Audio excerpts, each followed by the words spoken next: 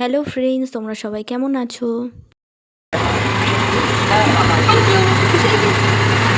আমি একটু কি খুশি হয়েছিস? হ্যাঁ। কতটা? অনেকটা। অনেকটা খুশি হয়েছো? চলো তোমরা আজকে ভিডিওটা দেখতে থাকো। এই জন্মদিনে আমরা এসেছি খেতে। কিছু দেবো না, এইটাই দিয়েছি। ওর রিয়াকশানটা তোমরা দেখলেই আমি এসেছি বলে ও কতটা খুশি হয়েছে। তো আমি সকালে সকালে চলে এসেছিলাম, যেহেতু মাসি একা ছিল।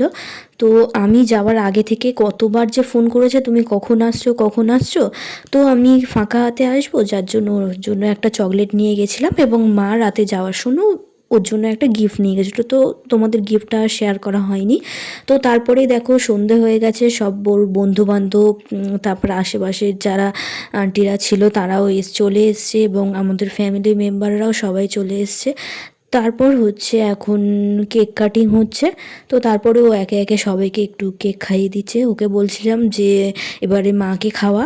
তো এত ভিড়ের মাঝে ওর মাকেই খুঁজে পাচ্ছে না, দেখো খুঁজছে যে কোথায় গেল মা। তারপরে অ্যাট লাস্ট পেয়েছে, যেই তো তোর মা বসে আছে। তারপরে দুজনকে ওরা খাইয়ে দিল। তারপর একে একে ও সবাইকে আরও খাইয়ে দিচ্ছে।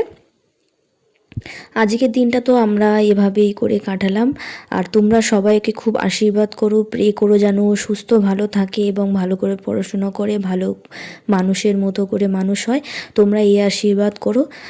আর আমার গলার অবস্থা তো খুব ভেঙে গেছে, আমি ভিডিও দিয়ে যে ভয়েস রেকর্ডিং করব সেই পাচ্ছি না। তো তারপরে হচ্ছে এখন খাবারের পার্সেল করা হচ্ছে। সবাই চলে যেতে লাস্টে আমরা এখন ডিনার করতে বসেছি। মাটন বিরিয়ানি আর রায়তা। আমি খেলাম মাটন বিরিয়ানি রায়তা, এবং মা খেলো চিকেন বিরিয়ানি। মা যেহেতু মাটন খায় না।